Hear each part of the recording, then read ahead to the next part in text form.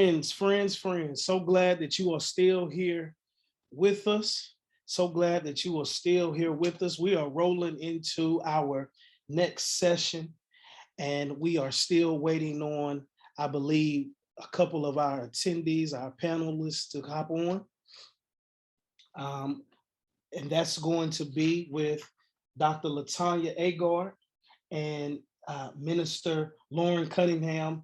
We're going to be talking about Black faith leaders honoring women, confronting patriarchy, and addressing the queer question. Black faith leaders honoring women, confronting patriarchy, and addressing the queer question. Let us go ahead and allow our esteemed colleagues and esteemed panelists to come in and to do some introductions and let everyone know who you are. And we will begin with our esteemed member from our faith-based engagement team, Reverend Donna Van Hook. Thank you so much. I have really been enjoying today. This has been great for me and hope everyone else is encouraged. I am Donna Van Hook. I'm in Alamance County by way of Burlington. And I do quite a bit of work here in health equity, education equity. I am an associate pastor at Union Chapel United Church of Christ, which is in the Southern Conference of United Church of Christ. I am a womanist community organizer here in Alamance County. So my work spans the whole county, but I do quite a bit here in Burlington, North Carolina. I'm glad to be a part of the North Carolina Black Alliance Faith Engagement Team. It has been very rewarding so far, and I expect even greater things to come. So just feeling wonderful to be here and to be a part of this panel. Minister Cunningham, you have the floor. Hello, everyone. My name is Lauren Cunningham. I'm here in Greensboro, North Carolina. I'm a minister and organizer with the Good Neighbor Movement. And we are an alternative faith community that is Black-led, queer, open, and affirming. And we're organized by a network of spiritually rooted activist groups. And so we work with our neighbors, alongside our neighbors, in neighborhoods, and within social networks to pursue justice and be in the good fight, with folks. So I'm really grateful to be here today and looking forward to having some purposeful and intentional conversations about how we move together. Thank you. And Reverend Dr. Latanya Agard is here. So blessed that you are here. Luckily for us, we are not deep into the conversation, and so you still have time. We are just at the portion of providing an introduction of who you are, and then you'll be able to let us know, what brings you to the work, and then we will jump into the questions. I will allow Reverend Van Hook to provide the first question, and then I will follow along. And we'll do that for about 30 to 35, 40 minutes, just to see where our attendees are, and we'll check in with them to check our questions, and we'll also check in on the Facebook. Attendees, like I've been asking you all day, we are live on Facebook. I want to ask that you will share this discussion throughout your network, throughout your timeline. And I'm also going to ask all of you who are panelists that you will do so as well. You can visit our NC Black Alliance page on Facebook, and you can share this discussion within your timeline. This is going to be a fruitful discussion. We were having trouble filling the time earlier, but once we've gotten to these panel discussions, they've been running over time. So we thank you once again, all of you who are joining us. And Reverend Dr. Latanya Agard, you have the floor. Hello, everyone. It's a delight to be with you today. To my sister, Dr. Van Hook, good to see you again. Wonderful to greet you, Pastor Cunningham, and just to be with you. and with the Alliance. So I want to introduce myself just by saying I am a pastor, planter. God allowed me to plant a new worshiping faith community during the pandemic. So there is still plenty in a pandemic. We should not think that the God we serve is out of resources. So I am honored to serve as the lead servant at Transformation Fellowship Christian Church. We are a faith community that is growing and embracing all people from all walks of life, affirming the personhood of everyone and making room for everyone to be able to experience God's love, to participate in the process of Christian development and impacting the world for Christ, and overcoming all kinds of oppression and prejudices with the love of God. So I'm excited about that. I'm also a pastoral counselor. I'm certified here in the state of North Carolina to provide spiritually integrated psychotherapy.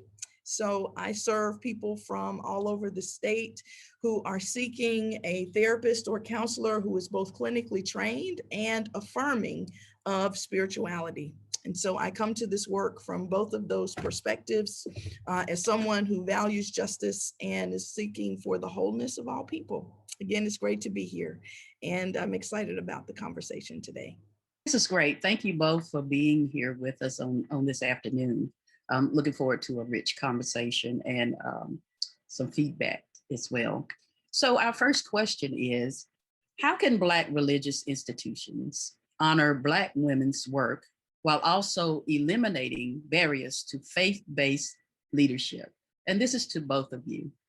Can you give us a response to that first, Reverend Dr. Agard?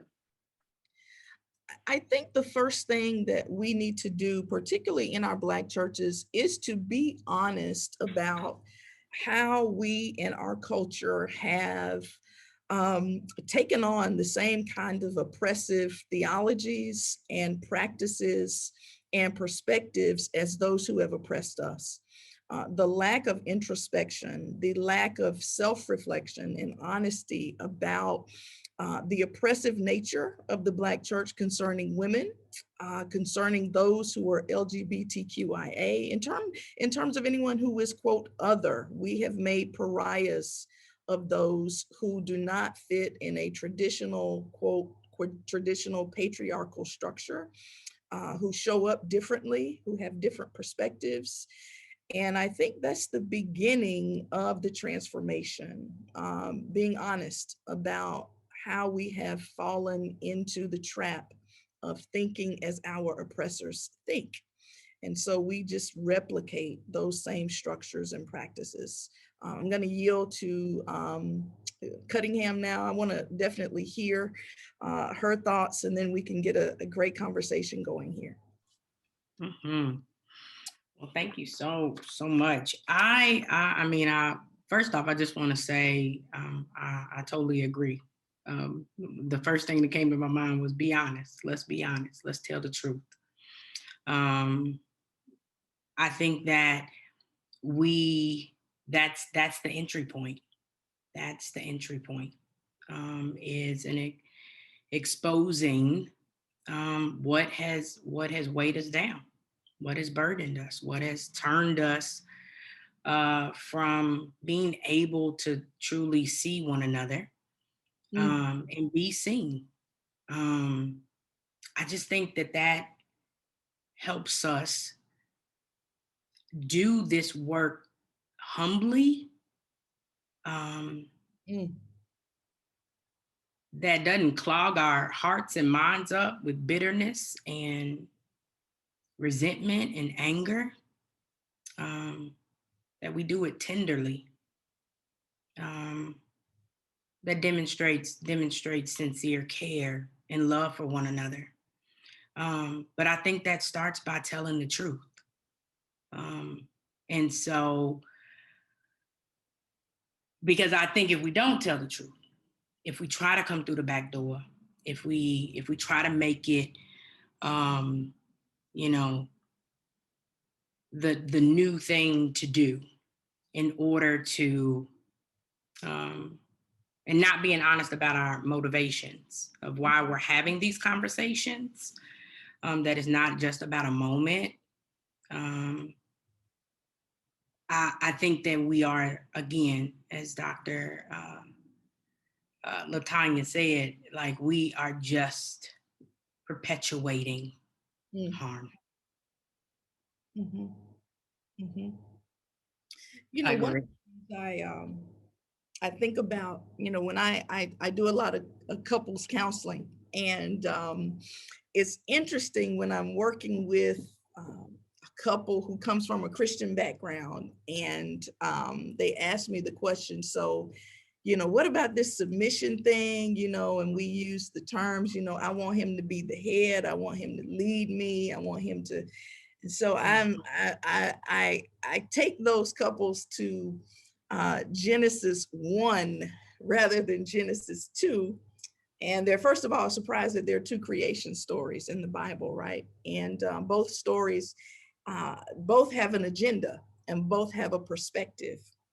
But I take them to Genesis 1 because that's the place where God creates humanity, male and female, and there's an egalitarian equality and affirmation of personhood in the image of God. And it's in that place that I began this conversation about relationship and being in community. First community being family. And where there is this notion that one must control the other, we are already living into the curse, right? We're living into the curse where one is less than the other. And so that person has to be controlled or confined or directed. And that's sort of the first place. But I think what would happen if the Black church were to go back and live out God's intention for humanity, right? That we are created in the image of God, and God looks on creation and says, very good. And nobody's trying to control anybody. No one is trying to prove that one is lesser or greater or in or out. What would happen if we were to embody that and live that out as people of faith, so that there is room for everyone to live into that true identity of God? So I think you're absolutely right that, we've got to tell the truth, but we've got to go, I think we've got to go back to, what was God's intention of creating humanity and all of our beauty as people. But we lose that when we oppress and control others for our own benefit. Patriarchy benefits some, otherwise it wouldn't exist. All oppression benefits someone, otherwise it would not exist. And we just need to come clean about that and return to what I believe is God's first intention, which is harmonious, loving community and relationship. Yeah, I think that need for domination and power suggests something. And I'm not gonna say what it suggests. I think we have to approach some of these topics with some reverent curiosity about how we have veered and lacked imagination and curiosity around sacred text in ways to read, sit with, grapple with text that opens us up to possibility and not makes us smaller, that offers a loving invitation for every living thing to be able to live into its fullness. So if it takes shrinking, if it takes contorting, if it takes concealing, if it takes me being smaller, then that is not just, and I would say in my experience with God, it doesn't feel holy. This is good, and it's getting organic, and I don't want it to get too organic the way y'all start answering all the questions. But this is really good. And I also don't want to be perceived as the Black patriarch reeling folk in. So I'm just trying to really allow this thing to develop.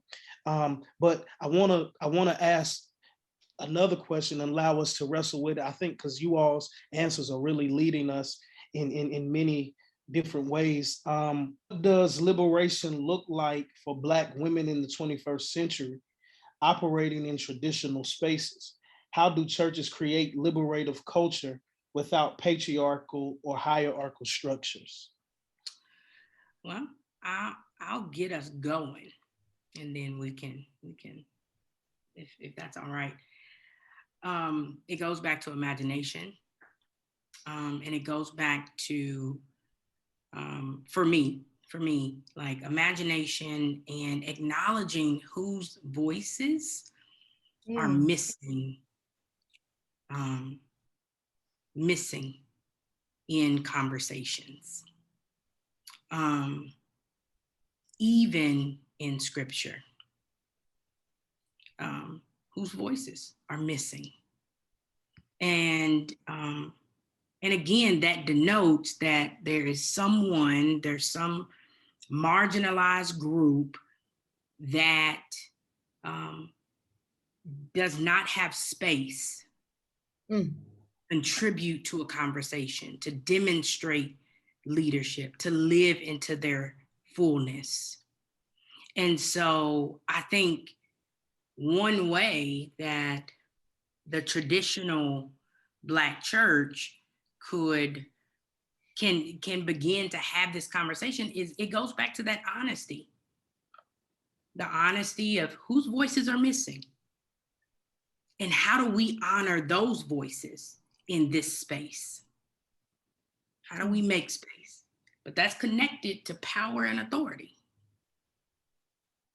That's connected to money. That's connected to position. That's connected to all the things that get us caught up. And so I think there just has to be some radical honesty. I think that you're hitting some of the key points. Whose voice is missing, right? That's such a wonderful way to begin to talk about what it means to create a liberative culture environment in a faith community. And it's not something we're really sort of acculturated to ask. That's not the question that we're acculturated to ask in the West, in the US, right? In our culture, we're taught to be the loudest voice and to disregard others for our own benefit. That's sort of capitalism in language, if you will. How do I use this for my own benefit? And I think shifting to a liberative culture for the Black church means not only asking whose voice is missing, but being willing to silence voices that have been oppressive, so that those other voices can't be heard and that the hope would be that we could do that ourselves, right? That a church, once we become honest, we've talked about be honest, once we become honest about our own practices, because let's be honest here, patriarchy is not only male. Okay? Is a system that is practiced by people across the spectrum, whether we talk about gender identity, et cetera. So patriarchy is about privileging a dominant male voice and what we consider to be way of being, but it is not male in itself. I've been in circumstances where women were much more hostile than men. So what does it mean for us to critically examine our own voices at these tables that have excluded others? And unfortunately, in the Black church, that means also some of us who are women, who are female, who identify as female, that as women, that we too have contributed to the oppression of our own sisters in the faith community, right? So part of it is hearing our own voices and being critical enough to say, you know what, I am actually contributing to the oppression of others, and I need to bring myself down into a more humble position and return to the scriptures with this hermeneutic of curiosity and humility and hope and possibility, right? And I think the other piece is doing what we can, not to speak for those other voices, but to discover and empower and bring those voices to the center and table so people can speak for themselves, right? Because to speak for others is also one of the tricks of patriarchy, because then I'm going to tell you what you think or what you need without even asking you what you think or what you need. And so it's a project of empowerment. I think that's also one of the things we must embrace. How do we empower women, children? Because I think in the Black church, traditionally, if you grew up in the time that I did, children are supposed to be seen and not heard. That we have not valued young people. We have not valued what they bring into the body, into our society, our culture. And so there are many places where we can be honest about saying, hey, we've not done this the best way. Liberation to me is the flourishing of life. And wherever we prevent life from flourishing because of our practices, our attitudes, our theology, I don't think we're living out God's intention. And so I think those are some of the things the Black church can begin to do to open up those spaces. So before we move to the next question, Dr. LaTanya got me fired up. I'm over here like jotting down notes. I'm like, yes, yes, yes. So one of the things I put down in my notebook was that, we need to reconsider what we think we know. Feels like a starting point for doing that internal work. Right now I'm reading, slowly making my way through Begin Again by Eddie Glaude on James Baldwin. And I'm a young minister, young preacher, not in age, but in time. And when preaching, I've taken what I feel is an authentic approach that is uniquely me, in the fact that I want to put scripture in conversation with ancestors, with guides and teachers of mine. And so Nina Simone and James Baldwin are two of those folks. And Nina Simone, there's an interview where she is asked, what is freedom? What does it mean to be free? And she says, it means to live without fear. Fear, to live without fear. And when I think about marginalized, excluded people, voices that have been shut down, somebody's afraid. Yeah. Somebody's afraid. The church is, the traditional Black church is afraid of those voices. And there's a fear that we get to be curious about. We get to suspend judgment. But we have to acknowledge that fear. that anxiety. And it starts inside of us. And that's where James Baldwin comes in. And Eddie Glaude, who loves him some James Baldwin, and talks about how he skipped over James Baldwin in grad school and all through academia, through his studies, because he said he knew that James Baldwin, he calls him Jimmy, he said he knew that Jimmy was going to force him to look at himself. Mhm. That the messiness inside of our own souls represents the messiness that we see out in the world. And that's what James Baldwin, a preacher at the age of 13, 14 years old, way before he was a famous writer. Mhm. So that interior grappling, I really appreciate you naming that, because I feel like it's a key piece. If you're fearful for this Black queer woman to take your pulpit and preach, and that's not about the church. That's about something that's happening in here. And you get to be curious and kind to yourself about that. Mm. And it doesn't have to come at the expense of me. It can't come at the expense of me. And that's where, justice and having people to hold you as you grapple.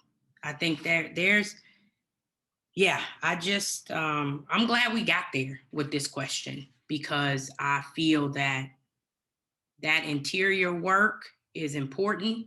And as James Baldwin says, finding a community of love is important. So I think that's all I want to say about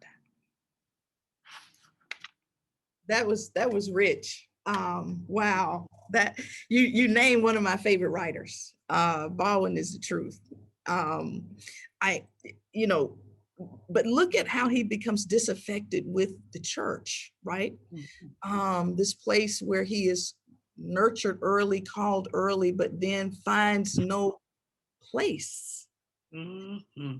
And I wonder, and maybe to just drill down to the root, what is it about the Black female body? What is it about what we consider a queer body that is so dangerous? That she be controlled or boxed in. What is it that this body has to speak that is so dangerous? And when I think about, I always go to, the resurrection stories. And it's the women who carry this word of hope. Jesus is alive. And they don't believe these women. Their bodies can't be trusted. And if their bodies can't be trusted, their words can't be trusted. They can't be trusted. And so what is it? And this is just a question I offer up for us to reflect on. What is it about the female body, the Black female body, that has been maligned and demonized and defined in so many ways that are negative? Why is it that body must be reached? Because let's face it, when we're talking about the messenger, as my sister says, mounting this pulpit, right? We're looking at a body. And as soon as we try to disembody the word, we're not even talking Christianity, because the word was made flesh. So Jesus is concerned with what we do to the body, right? So what is it about our bodies that are so offensive that they must be either controlled or rejected? Right? That's what's happened. That's what happens in the church, in the Black church. If you're not controlled, then you must be expelled, rejected. And so I those also, binaries. yeah, Oh, I'm go sorry. ahead, go ahead. No, I was go just ahead. gonna say that binary that you're naming, oh goodness, it closes us to possibility. Mm-hmm. Mm-hmm. When Mm-hmm. we operate in that binary, another teacher, guide,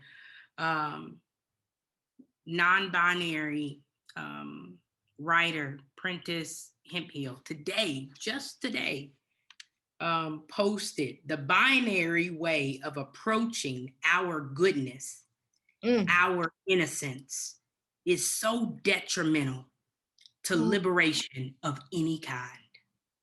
Yes. Yes. I mean, if it's either or, Mm-hmm. then someone always loses. It shuts down creativity. It shuts down imagination. It shuts down innovation. It shuts us down. Right. Where somebody wins and somebody loses.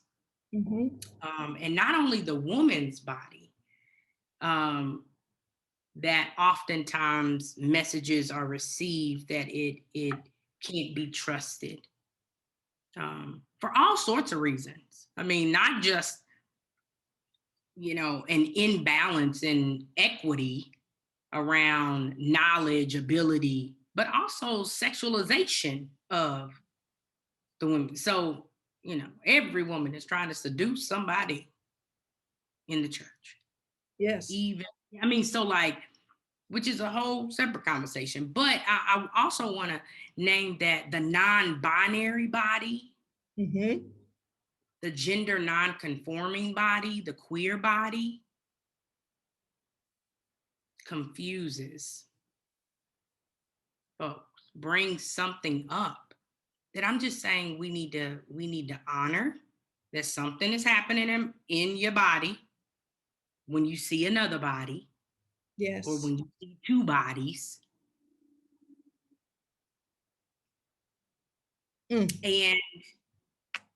And there you get to be curious about that. But what can't continue to happen is this binary that shuts folks out. And I think the church knows this Mm-hmm. in this moment. Yeah, yeah. Well said. Well said. So I see the term Eurocentric in the chat. Co-facilitator wrote. However, how did that become something that we use in the Black church? So I'm thinking in terms of what the question is, what do Black faith spaces have to do to become radically, not just inclusive, but radically inclusive, and what have been some of the barriers? I'm hearing that we're not being honest about some things. I'm hearing that it's the way that we look at the woman's body or the body period. Can we focus on that at some point again on the Black woman's body and what that means to the Black church or to Black faith institutions or religious institutions? How does Black womanhood affect the way we do church? In the sense of how is patriarchy saying this is the way we'll do church, and this is the way Black women have to fall in line in order for us to do that? Can we talk about that?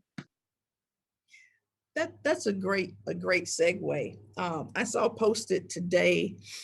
I think Martha Simmons is doing a talk on the 2nd of August, and her question was, what would happen if all the Black women in our churches said, I am tired and I'm going home to rest? What would happen to the Black church? And I thought to myself that it would come to a screeching halt, because in all of our churches, it is the Black woman who is often doing the most behind the scenes, giving the most, sacrificing the most. Zora Neale Hurston said the Black woman is the mule of the world, right? She said the white man has a load, he doesn't want to carry it, he puts it on the Black man's shoulders. And so the Black man now has his load and the white man's load. He don't want to carry it, so he puts it on the Black woman's shoulders. So the Black woman is the mule of the world.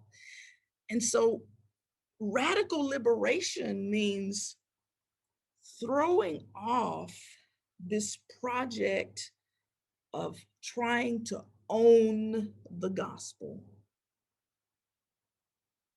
trying to possess it, because that which I possess, I can use to destroy, I can use as a weapon, I can define, I can mold, I can shape. It becomes an extension of me because I possess it. It is mine.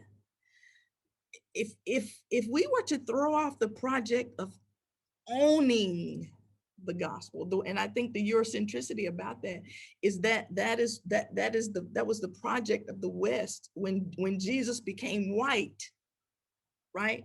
When Jesus became white, that was the project of owning Jesus.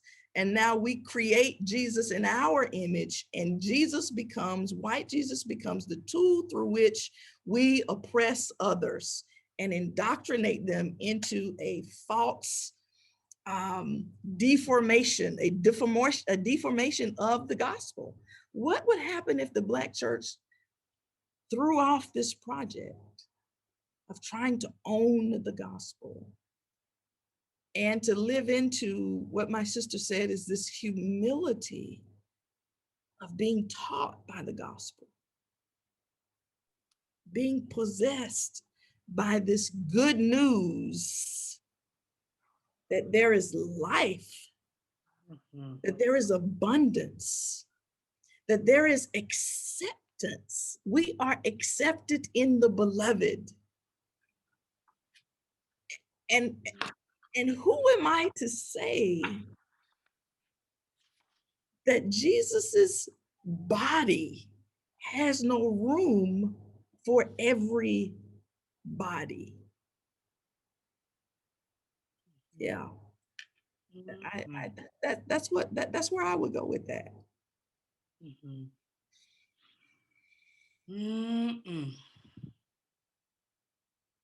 Yeah, I have so many thoughts here, and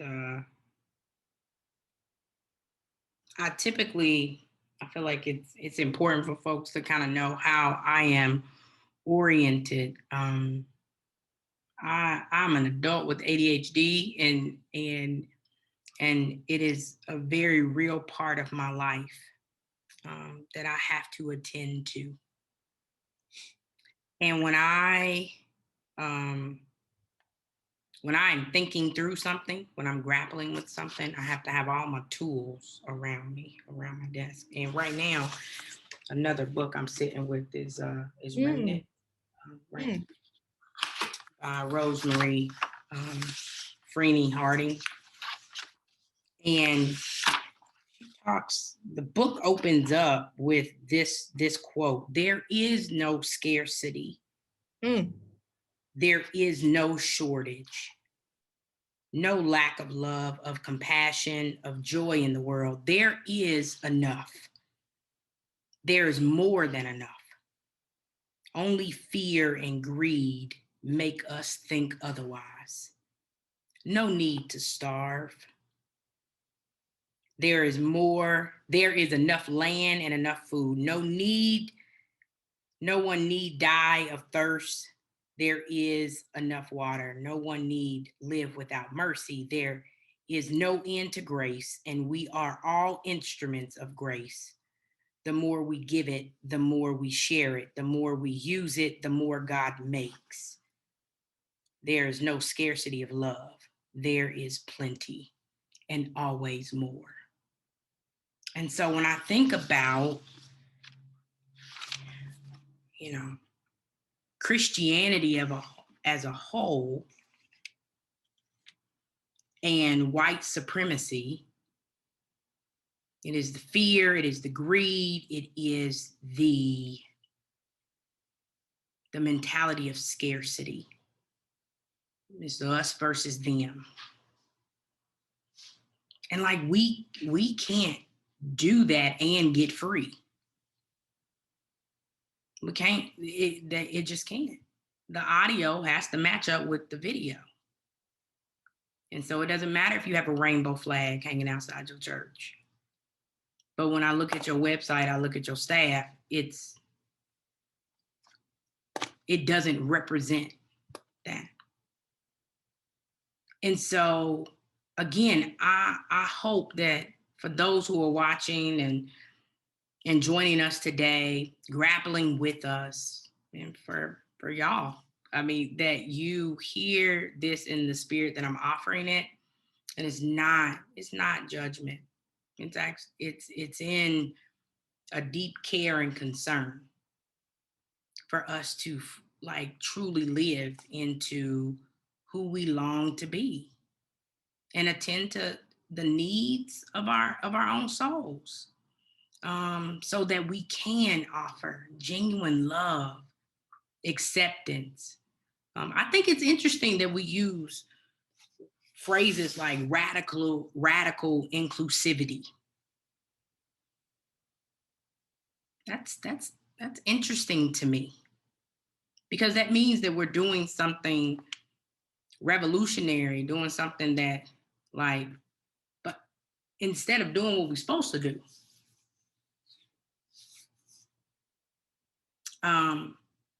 I do want to acknowledge that, like, it is going against the grain in relation to how things have always been done.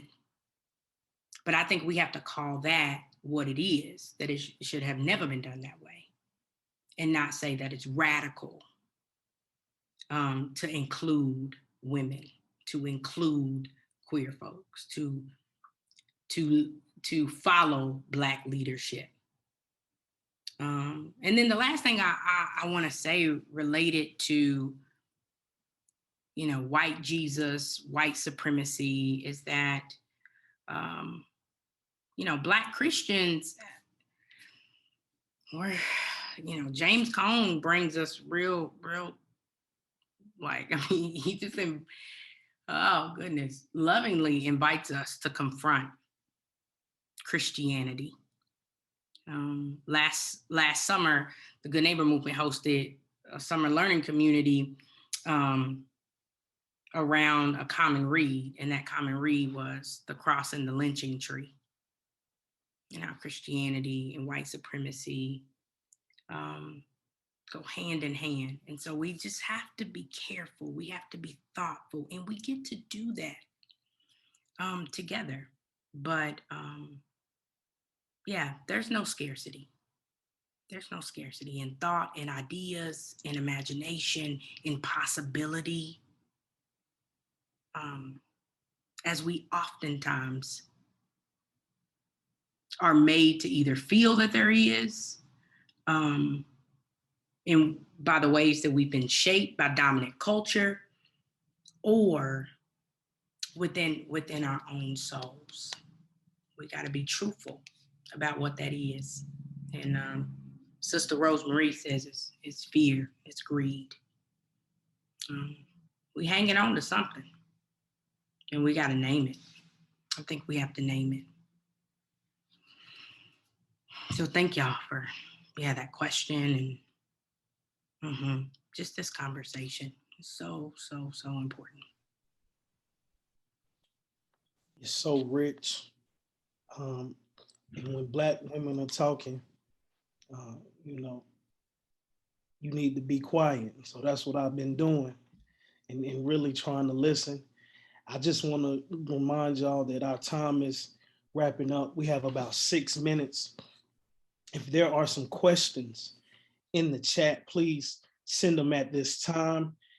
Facebook is going a little crazy. So if there's some questions in the Facebook sphere, please put those questions in the chat, and we'll try to get our esteemed panelists, and you all are truly esteemed. And Black women have really rocked this seminar. So we want to just say thank you to all of the Black women who have participated and given of themselves to really make this what it is. But if there are any questions, please submit them at this time. And Reverend Van Hook, I will give it to you to either ask another question.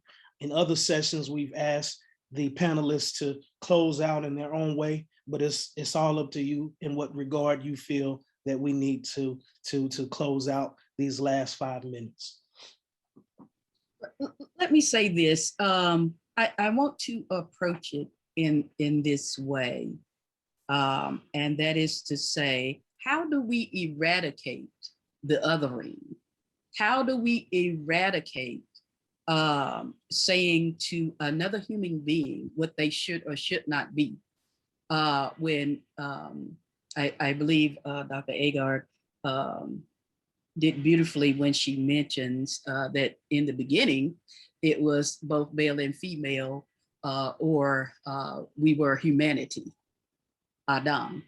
So how do we get back to that as a matter of justice, not just us, but justice for all peoples, which means it doesn't matter what race we are, what gender, whether we're non-conforming or whatever, we're just human beings. How do we get back there? How do we eradicate othering people, as Martin Luther King Jr. might say, otherification, or we are somebody. Both him and Reverend Jesse Jackson would say somebodiness. How do we get back there to where we say you are human, I am human, and we are imago Dei? How do we get there? Yeah, Dr. Latanya, I'll get us going. You can take us home. How about that? I think for me, I really think, because despite the waning centering of the church as communal voice, and we haven't even touched that, right? But there is a waning sense that the church is the center and central voice in the Black community. There are many more voices. And I think one of the reasons is because the Black church has not embraced fully the fullness of our community. But despite that, I do think that pastors, preachers, ministers, teachers still have a significant sphere of influence, that we still impact how people perceive the world. And preaching shapes theological imagination. Preaching challenges theological deficiency. Preaching develops one's sense of being and being in community. So it is incumbent, I think, upon us, we who are trying to live out this project of being human and loving God together the best way we can in humility and love, to preach and teach this glorious, inclusive gospel about a God who became human, who was at once fully human and fully divine, who was queer in the sense of being strange and unique and unable to fit in any one box. That it is this good news that will allow us to be free of othering anyone. That we must fully embrace the miracle of Jesus, of this grace that we're all indebted to. And once I can admit that I need this grace, I need it, only then can I freely give it. Jesus says, freely you receive, freely give. So I think the project of preaching, of teaching, of loving is transformative. Otherwise, I mean, we could all be doing something else, but we believe that in the foolishness of preaching, there is power now in there. I think the only thing I would add is Ubuntu. I am because we are. This interconnectedness with all living things. That my survival, my thriving is wrapped up in your thriving, is wrapped up in the earth's thriving, is wrapped up in our collective thriving. And yeah, I oftentimes light up every implicit bias that folks don't think that they have. I'm Black, I'm queer. I have the audacity to be called. I am in an interracial marriage. Just got married in June. And to my beautiful wife. And we didn't enter our interracial relationship from first date, day one, blindly. We talked about the unique dynamics that would, if we decided to date, would be so, would be truth. And now we're married and grapple with these things together. But Ubuntu, and I go back to James Baldwin when he says the neighbor movement, we have this pillar called Bound Together for a rally, a monthly gathering of the greater we. And we talk about this interconnectedness, that my freedom and liberation is tied to yours. And how do we move from like there being a slogan to a lived practice? And that happens in church spaces, leadership's community spaces. That's how it goes from being a slogan to a lived practice. And James Baldwin says that, like, you know, white folks can't go back to Ireland or Poland or wherever they came from, and I can't go back to Africa. We either gonna live here together or we gonna die here together. And that's what it is. And so Ubuntu is my response to that otherness. That I'm just as much a part of that tree that I'm looking at outside my house right now, the beautiful pecan tree. And it's my responsibility to take care of it. And I'm trusting that it is caring for me too. And so, yeah, interconnectedness. I am because we are. And that's radical. And that's love. And that's transformative. So, thank y'all.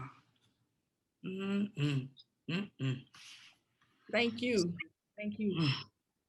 Thank you both. I yield to Reverend Brinson at this time. Oh, please don't. Not after that.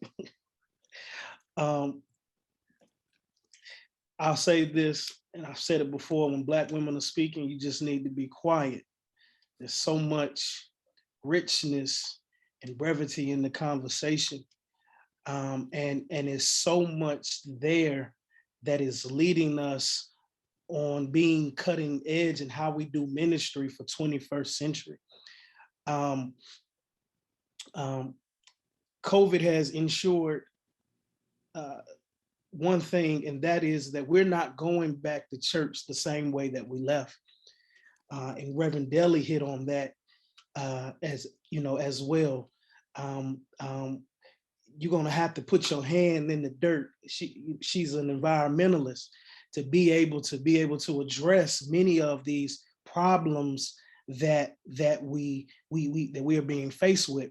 Our society is rapidly deteriorating, and therefore you can't go back to business as usual. You can't go back to worship as usual. You can't continue to be so heavenly minded that you're no earthly good, because many of the things that we can address in our community, we can do them ourselves. But we have to be willing to do this work and to hear the new voices that are emerging and hearing the new revelation that God has placed in so many people. And so I'm so blessed and so thankful that you all had the opportunity to share. And as I said earlier, my prophetic curiosity has once again been stroked. Unfortunately, we have to bring this portion of the seminar to a close. But I thank you once again for joining. We are moving on to our last piece. This should have been last, but we're moving on to our last piece, which is the development of social justice ministries. And the brothers that are coming after you, they got a heavy weight. Y'all put that mule on them. They got a heavy weight after this. So once again, thank you all for joining. And we're going to continue to be in contact with everyone. You all are getting a book and a t-shirt and many other things. You are not leaving empty-handed. All attendees are receiving a book and a t-shirt and many other resources for joining in and tuning in with us. We thank you, and we look forward to building even beyond this as we have to hit the ground running to do the work in the community to continue to develop Black faith leaders who are politically engaged in our community. So thank you all once again. Bless you all. Thank you. Thank y'all again for the opportunity. Looking forward to connecting, Dr. LaTanya. Awesome.